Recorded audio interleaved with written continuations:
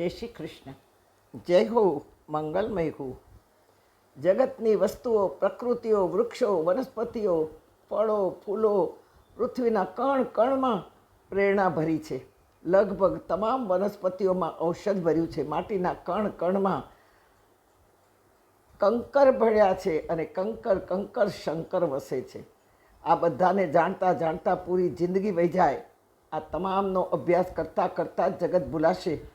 સગપણોમાં રહેલી કડવાશ, મિત્રોમાં રહેલી ઈર્ષા, સંબંધોમાં રહેલી અવિશ્વસનીયતા, પરસ્પર રહેલી અમાનવીયતા, બધાનો અભ્યાસ કરતાં કરતાં આપણે આપણને હવે ઓળખતા શીખી જઈશું.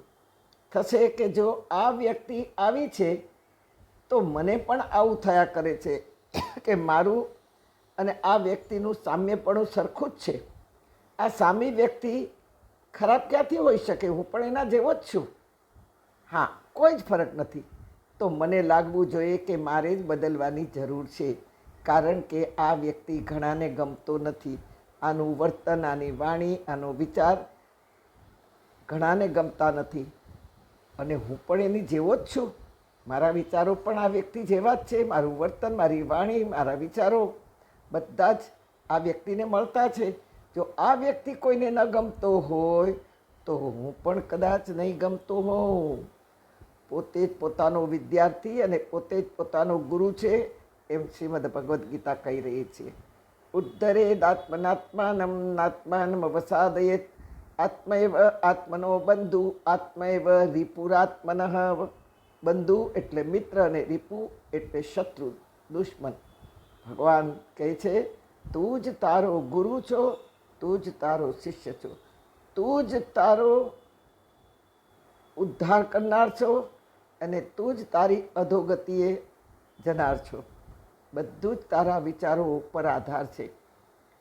વિચારોથી બુદ્ધિ ઘડાય, બુદ્ધિથી કર્મ થાય અને જેવું કર્મ તેવું ફળ મળે. હવે એમાં ભગવાન વચ્ચે ક્યાં આવ્યા? આપણે કહીએ કે મારામાં ભગવાન છે તો મને ખોટું કેમ કરાવે છે? હું કેમ કોઈને ગમતો નથી? કારણ કે તારા વિચારો સહી નથી, તેથી ગમતો નથી. તું કહેવાનો તાત્પર્ય, ઉદ્ધાર કરવો તારા હાથની વાત છે અને અધોગતિએ આ જીવને એટલે તને લઈ જાવો એ પણ તારા હાથની જ વાત છે. તું જ તારો બંધુ અને તું જ તારો રીપુ એટલે શત્રુ છો. હું મને ઓળખીશ ત્યારે બીજા સાથે કમ્પેરિઝન પણ કરીશ કે આ વ્યક્તિની વર્તણૂક, વિચાર, બોલવાની પદ્ધતિ લોકોને ગમતી નથી, તો હું પણ આનું જ અનુકરણ કરું છું અને કરી રહ્યો છું. લોકોને આવું મારું વર્તન, વાણી ક્યાંથી ગમતી હશે? ના ના, મારે જ બદલવાની જરૂર છે. આપણે સદાય આપણને ગમે તે અને તેવું જ કરીએ છીએ. એમાં કાંઈ જ ખોટું નથી. દરેકને પોતાની મરજી મુજબ જીવવાનો અધિકાર છે. પણ યાદ રાખજો, તેમાં સામાન્ય જો નુકસાન થતું હોય, અપમાન થતું હોય, ઇગ્નોર થતું હોય, માનભંગ થતો હોય, મને ગમતું જીવવામાં અપમાન થતું હોય તો એવો જીવવાનો અધિકાર આપણને નથી.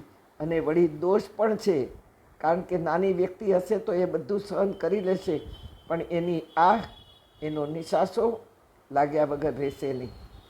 સામાન્ય મજબૂરીનો લાભ ઉઠાવવો આ કાયરનું કામ છે. હા, તેથી કહેવત છે કે બુરા ઢૂંઢને મેં ગયો પર બુરા ન મિલા કોઈ, ભીતર જાકે દેખ લિયો મુझसे બુરા ન કોઈ.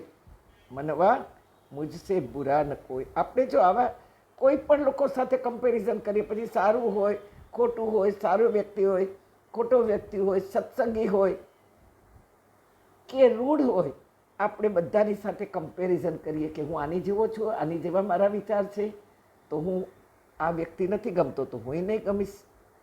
આ સત્સંગી છે, સાધુ હૃદયવાળો છે, સરળ છે, સુલભ છે, કોઈના પણ કામ માટે દોડીને આવે એવો છે, તો શું હું એવો છું?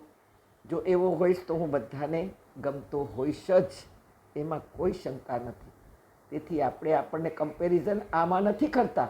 આપણે કોઈના ચહેરામાં કરીએ છીએ કે આ જો મારી કાકી જેવા જ દેખાય, આ મારી બેન જેવી જ દેખાય છે, આ વ્યક્તિ આ મારા મામા જેવો જ દેખાય છે આ ભાઈ. નહીં નહીં, ચહેરા સામે નહીં જુઓ, બસ સ્વભાવ સામે જોઈએ અને કોઈ સત્સંગી સ્વભાવ હોય એની સાથે કમ્પેરિઝન કરીએ કે હું આવો કેમ નથી અને મેં એસા ક્યું.